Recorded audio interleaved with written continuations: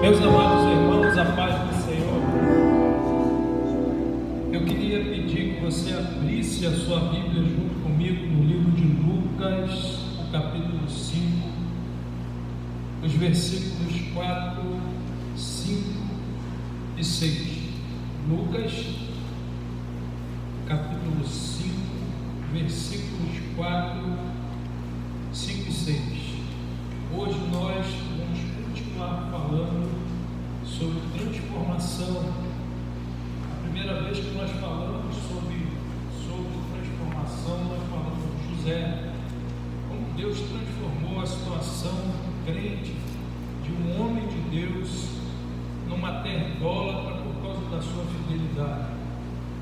Depois nós falamos de Naamã, como Deus fez com um idólatra, transformando ele em uma pessoa fiel.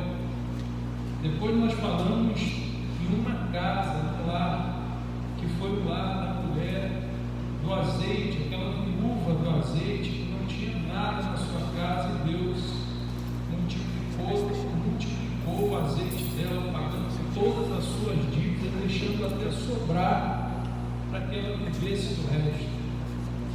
E hoje nós vamos falar como Deus transforma a situação, mesmo que não seja dentro da sua casa, seja lá o que for, como Deus transforma uma situação difícil.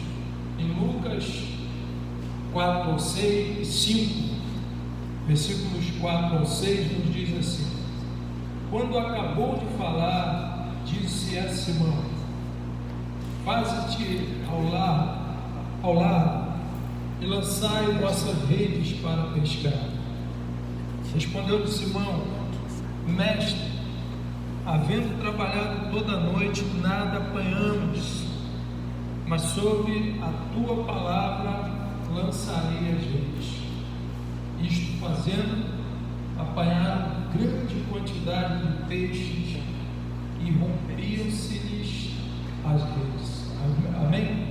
Irmãos, podem ficar à vontade. Deus com certeza vai falar aqui, não a minha vontade, mas a dele. A palavra do Senhor que nós lemos hoje nos conta um acontecimento muito interessante no lago de Genezaré, ou Mar da Galileia. A palavra de Deus nos diz, nos mostra uma pesca muito grandiosa que aconteceu naquele lugar.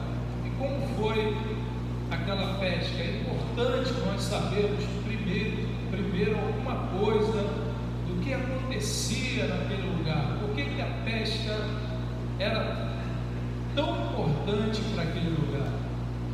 A história nos mostra, e a própria Bíblia também nos mostra isso, que o Mar da Galileia, ele tinha uma função econômica muito grande naquelas cidades que rodeavam por causa da pesca. Então havia mais ou menos umas 9 ou 11 cidades, eu não me recordo muito bem o número, mas eram várias cidades que envolviam o Mar da Galileia e precisavam muito do pescado. Por exemplo, existia uma cidade chamada Tiberíades, que ela era uma cidade exportadora de pescado. Ela importava o peixe para Jerusalém, exportava para Jerusalém, exportava para Roma. Importar é diferente, importar é comprar, né? Ela vendia, mandava. E existia também uma cidade chamada Betsaida, que o nome dela em grego em hebraico, se chama Casa de Pesca. Era uma cidade muito importante. Quase a maioria dos moradores que viviam nessa cidade viviam pura e exclusivamente da pesca. Então, a atividade da pesca era uma atividade muito importante para aquelas cidades. A gente pode dizer que era a base de vida econômica daquelas cidades. E como é que o pescador ele fazia para sobreviver, para viver na pesca? dia de pesca ou a noite de pesca era um período muito cansativo.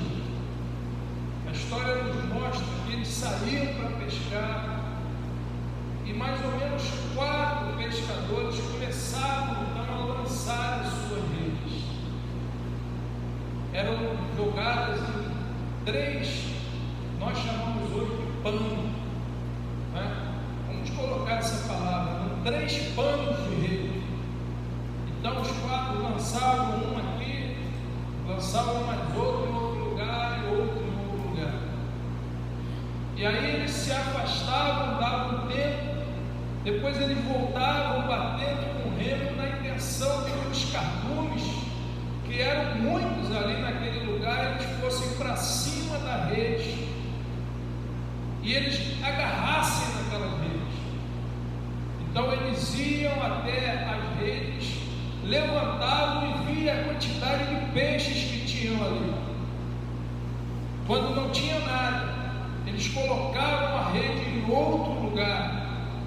Então era esse trabalho a madrugada inteira. Vai para um lado, estica a rede, vai, volta na rede, verifica a rede, não tem nada, lança em outro lugar, vai para outro pano de rede, levanta a rede, vê o que tem, não tem nada, volta, põe em outro lugar, até conseguir pegar alguma coisa. Então o trabalho do pescador, ele era muito cansativo na época.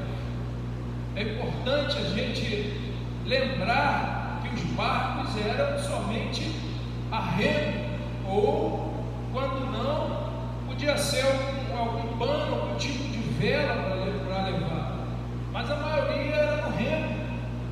Não existiam os motores que existem hoje em embarcações. Era um sacrifício tremendo. E quando eles saíam do mar, da pesca, ainda tinha um outro trabalho grande a fazer. O trabalho era limpar as redes, porque a correnteza do mar, ela traz vegetações marinhas, galhos quebrados, isso tudo gruda na rede. Então o pescador tinha que trazer as redes, olhar tudo o que aconteceu, ver o que rasgou, o que não rasgou, costurar, refazer a rede, tirar tudo que estava agarrado, lavar a rede, depois fazer a manutenção do barco, fazer a manutenção dos outros equipamentos que eles tivessem usado. E depois disso tudo, quando eles traziam o peixe, eles ainda tinham que negociar o peixe que traziam para vender. Então, o trabalho do pescador, ele não terminava quando saía do mar somente, ainda tinha muita coisa para ele fazer. O sustento da família, a economia daquela cidade girava e muitas pessoas em torno disso. A palavra de Deus nos mostra que um dia Jesus se depara com uma situação dessa. Jesus vai até ao lago de Genezaré e ele vê ali alguns homens que haviam passado uma noite assim como eu te falei.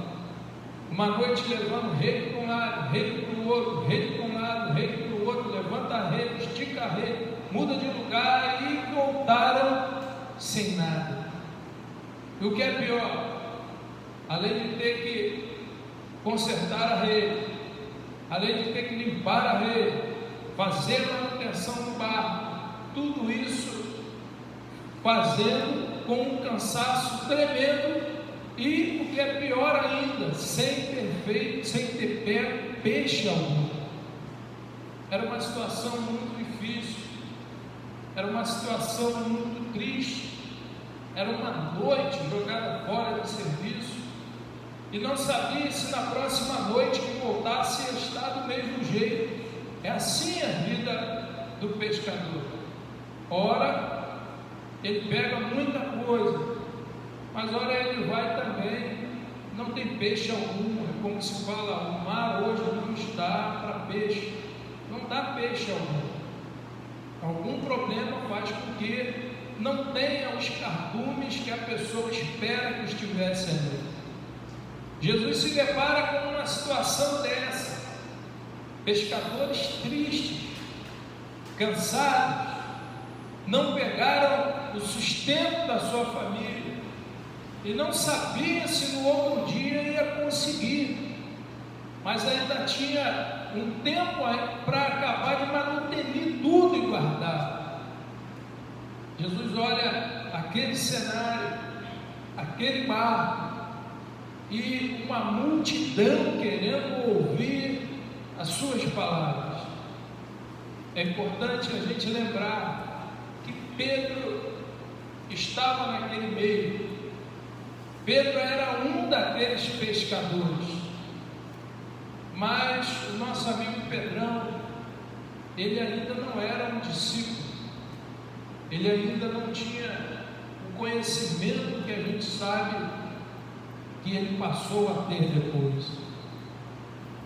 Pedrão ainda não tinha tido um contato íntimo com o Senhor Jesus. Mas mesmo assim, ele toma uma atitude muito interessante que nós vamos ver depois.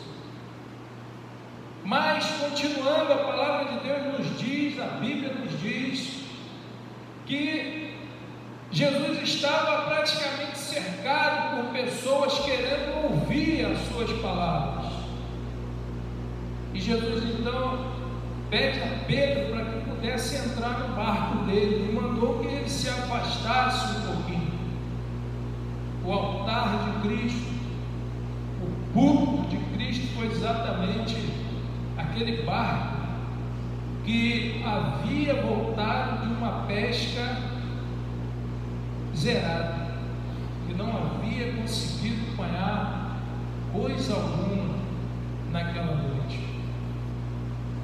Mas Jesus, quando acabou de falar, olha para aqueles pescadores e principalmente para Pedro, e manda Pedro voltar com o barco para o mar.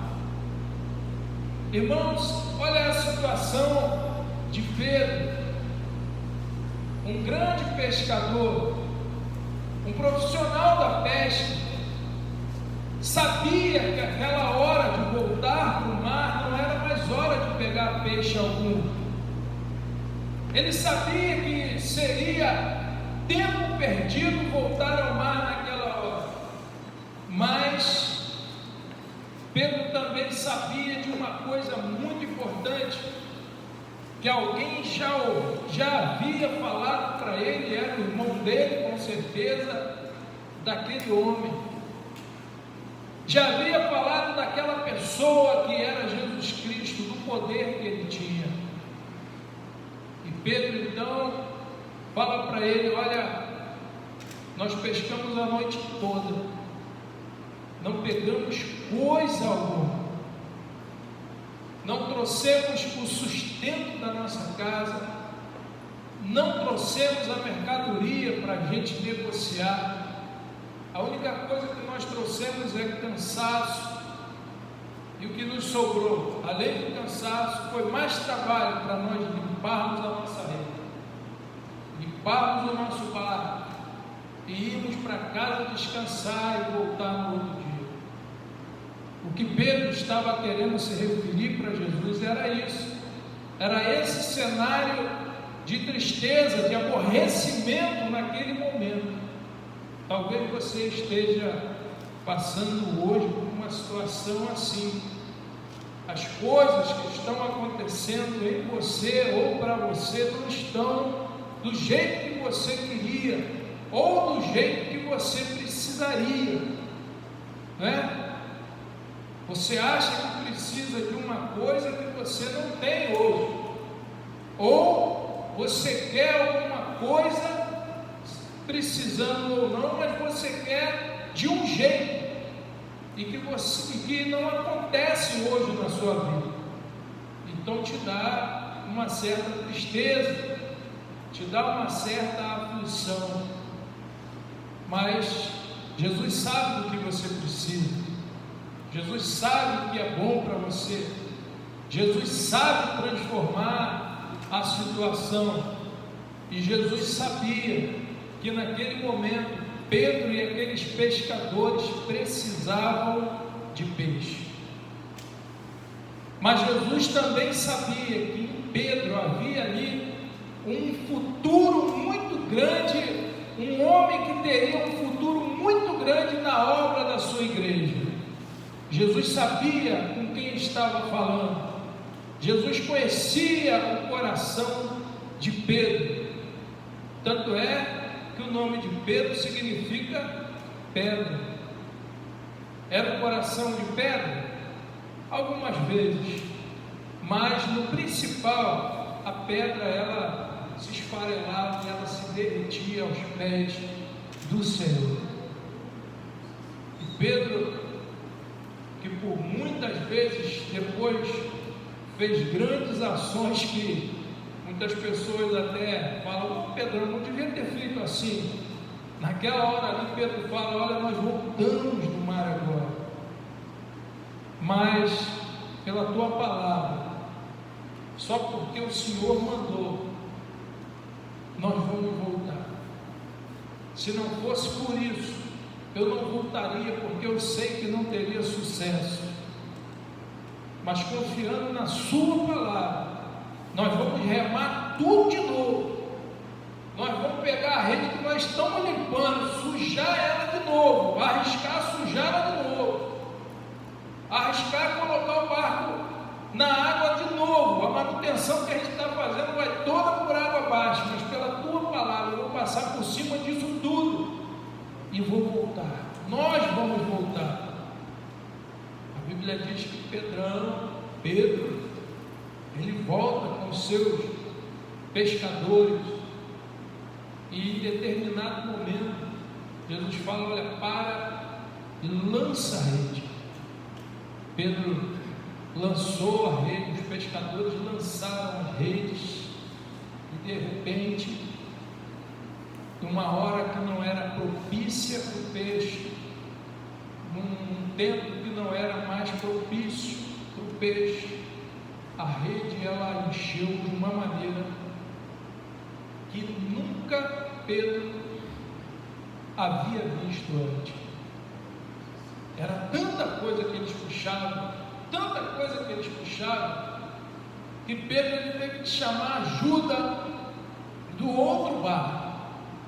Ajuda aqui, porque não vai dar para esse barco, não vai ter como levar toda essa quantidade de peixe. Irmãos, um barco só, por exemplo, ele consegue trazer uma quantidade de peixe considerável. Eles jogam no fundo do barco, pisam no peixe e vêm com bastante peixe no barco. Hoje, os barcos eles têm um depósito próprio para peixe, ou quem vai de canoa leva ali o seu isopor e coloca no dentro. Mas naquela época era puxar o peixe da rede e jogar dentro do mar. Então cabia uma quantidade interessante de peixes ali dentro. E não só isso, para puxar era necessário ter braço para remar. E eles conseguiam fazer isso. Só que dessa vez não. A quantidade que veio era muito. As redes elas ficaram superlotadas de peixe. Muita coisa. E Pedro, ele percebeu, tem alguma coisa diferente acontecendo aqui. Eu pesco esse tempo todo, né? São minhas palavras, eu pesco esse tempo todo e nunca vi uma coisa dessa acontecer. O que está acontecendo agora é diferente. O que está acontecendo agora é coisa que eu nunca vi nos meus dias de pesca. Em outras palavras, Pedro percebeu que estava acontecendo ali algo sobrenatural. E o que estava acontecendo ali estava fora do alcance da natureza. Era algo diferente. Ele ia tentar mais 50 vezes e ele não ia ter mais outra pesca daquela. ele ia aumentar o número de redes, talvez até arrumasse um barco maior, mas ele não ia conseguir mais que aquilo acontecesse. Ele viu, reconheceu que havia uma diferença tremenda naquela pesca. Foi anormal, vamos dizer assim, foi anormal. Como eu digo para os irmãos, como eu disse para os irmãos, no início eles lançavam os panos de rede, iam lá verificar e puxavam os peixes que estavam naquela rede, jogavam dentro do barco e lançavam a rede de novo. Então a rede ela vinha com peixes que davam para eles puxar. Dessa vez não. Dessa vez era uma quantidade tão grande que tiveram que pedir ajuda de outro barco, ajuda aqui. E não era para que o outro barco lançasse a rede, não, era para puxar aquela rede que eles lançaram. De tanta coisa que tinha naquele barco. Olha como Deus transformou aquela situação triste, aquela situação sem peixe, aquela situação sem alimento, aquela situação sem alimento, quando eu falo alimento para a família, com a venda dos peixes, aquela situação de um dia de trabalho muito grande jogado fora, e é triste você jogar um dia de trabalho fora. Olha só como aconteceu essa transformação feita por Deus. A palavra de Deus nos diz que Pedro, quando saiu daquele barco, se lançou aos pés de Jesus e falou assim: olha, se retira de mim, sai de perto de mim. Talvez você pode falar, mas caramba, o que houve com Pedro? Pedro reconheceu a diferença dele, pecador, para a diferença de Jesus, um homem puro, diferenciado, um filho de Deus, poderoso, que com as suas palavras faziam e faz as coisas acontecerem até hoje, e sempre faz.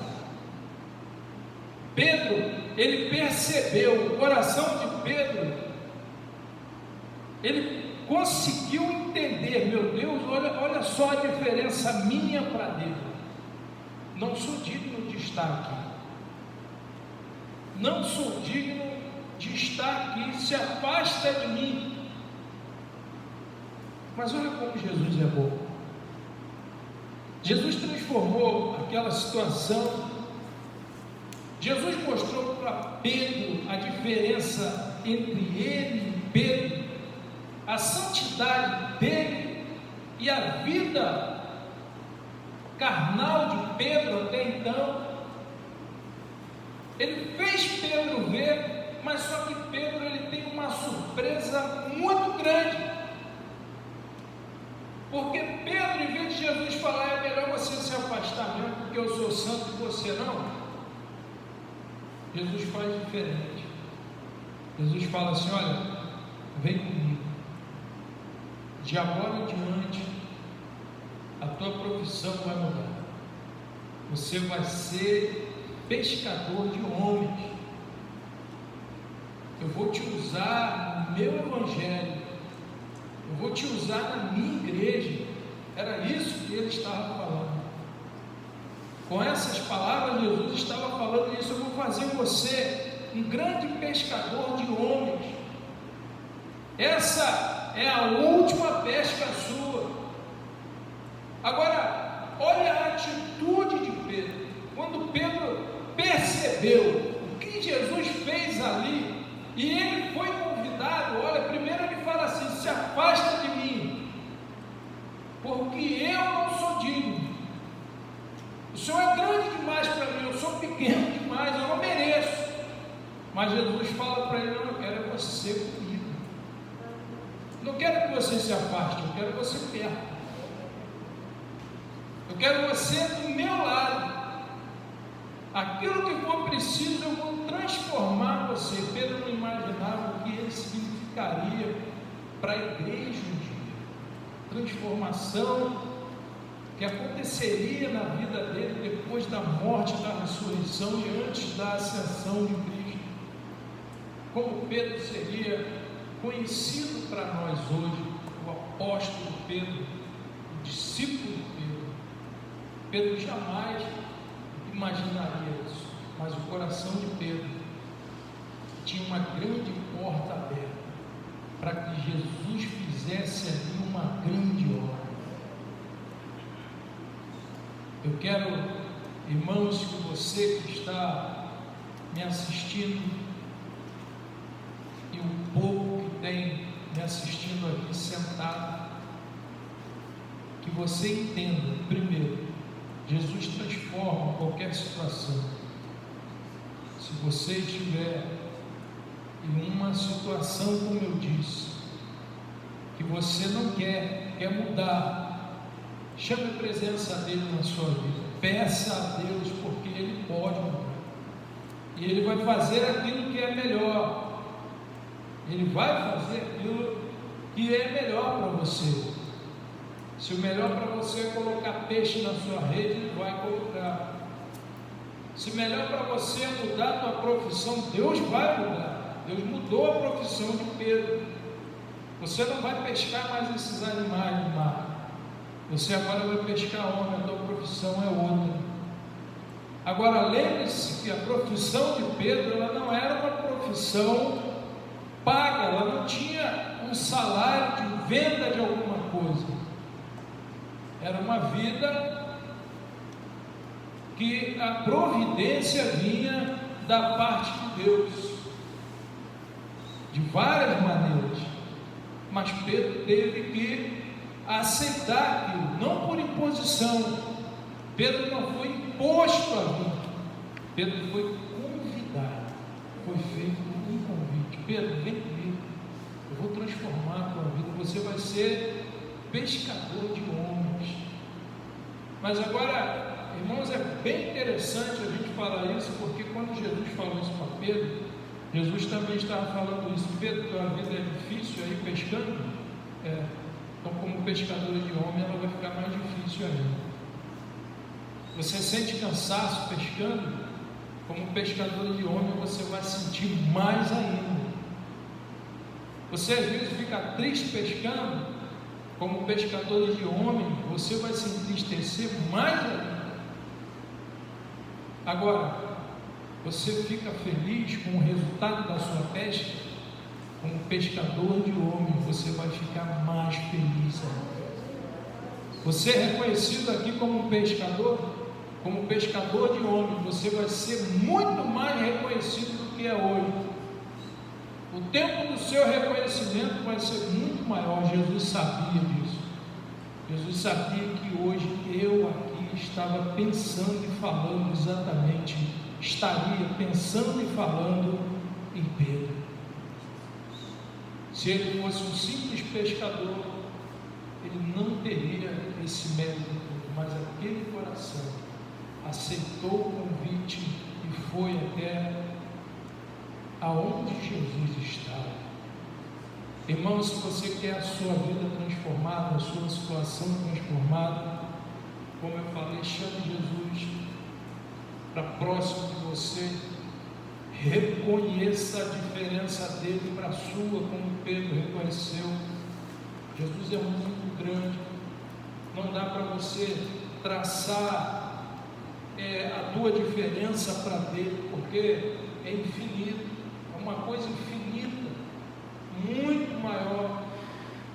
Não queira ser igual a ele um dia, porque você não vai ser.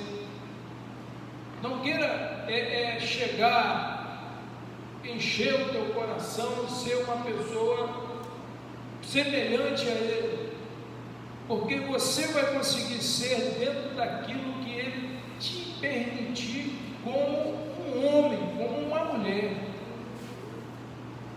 A nossa diferença para ele é grande demais. Ele é incomparável. Pedro reconheceu isso, se jogou, se afasta. Não sou digno de estar aqui. Olha o reconhecimento. Não, Pedro, eu não quero que você se afaste. Pelo contrário, eu quero que você venha. É isso que Jesus vai falar para você. Você que reconhece a grandeza de Deus, Deus está te chamando e não te mandando para longe. Você que reconhece que Jesus é santo, Deus está te chamando, não te mandando para longe. Você que entende a obra de Deus, Deus está te chamando, não te mandando para longe. Ah, mas pastor, eu tenho uma vida cheia de problemas. Jesus conserta. Pedro também tinha. Lembra-se que nós chamamos o Pedro do discípulo que às vezes tinha o sangue quente. Então Pedro tinha vários problemas, mas Pedro tinha uma virtude muito grande. Ele sabia que ele era um homem pecador e Jesus é santo e sempre será santo. Que Deus te abençoe a família de cada um que está assistindo, abençoe a família de cada um que está aqui, e que muitos são da minha própria família.